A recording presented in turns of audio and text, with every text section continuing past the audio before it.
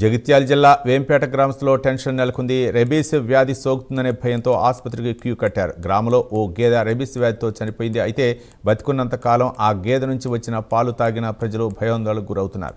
గేదెకు సోకిన రెబీస్ వ్యాధి తమకు వస్తుందేమోనని అనుమానంతో ఆసుపత్రికి క్యూ కట్టారు. దీంతో మెట్పల్లి ప్రాథమిక ఆరోగ్య కేంద్రంలో కిటకిటలాడింది. వ్యాక్సిన్ కోసం ప్రజలు పడిగాపులు పడుతున్నారు. ఇప్పటి వరకు 30 మందికి పైగా యాంటీ రెబీస్ వ్యాక్సిన్ ఇచ్చినట్లు తెలిపిన వైద్యాధికారులు దీనిపై ఆందోళన చెందాల్సిన అవసరం లేదని స్పష్టం చేశారు. కుక్కలు ఇతర జంతువులను కాటేసినప్పుడు వాటికి మాత్రమే రెబీస్ వచ్చినట్లు, వాటి నుంచి వచ్చిన పాల లాంటి ఆహార పదార్థాలు తీసుకున్న వారికి రెబీస్ వ్యాధి సోకలేదని క్లారిటీ ఇచ్చారు. ఇప్పుడు కూడా వేంపేట గ్రామంలో రెబీస్తో చనిపోయిన గేదె పాలు తాగిన వారికి కూడా రెబీస్ వచ్చే అవకాశం లేదని చెబుతున్నారు డాక్టర్లు.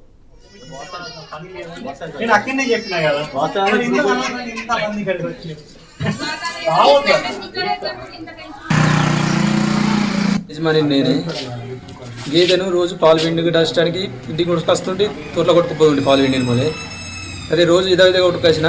కానీ ఇప్పుడు వేంపేటలో ఏం చేస్తారు అంటే పాల కేంద్రంలో కుక్క కలిసిన పాలు పోసిరని చెప్పి ఇట్లా భయపడి మెట్పల్లి అది గవర్నమెంట్ హాస్పిటల్కి పోయి వ్యాక్సిన్ వేయించుకుంటారు. ఇక్కడికి కూడా తెప్పించి వేంపేట కూడా తెప్పించి వేయించుకుంటారు.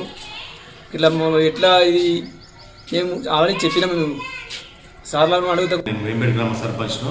అయితే గత 15-20 రోజుల క్రితము మా గ్రామంలో ఒక పాడి గేదెను ఒక కుక్క కరిచినప్పుడు అయితే సదరు రైతుకు కరిచిన విషయం తెలియదు.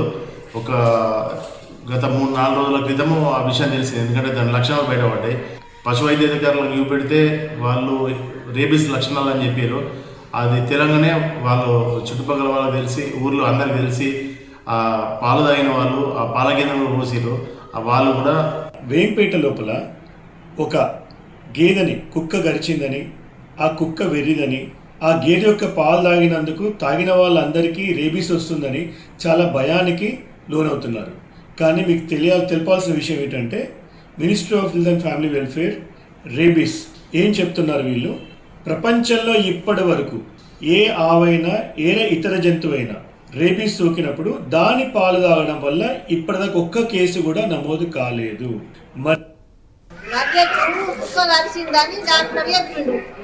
అది కలిసిందా కరలేదా మాకు తెలియదు. మేమైతే అది పాలు పోసింది మేము తాగినాం. తాగిన దానికి డాక్టర్ చెప్పిన దానికి మేము మంచిగా నిరూపించుకుంటున్నాం. కుక్క కలిసిందని డాక్టర్ చెప్పిండు. అది కలిసిందా కరలేదా మాకు తెలియదు. మేమైతే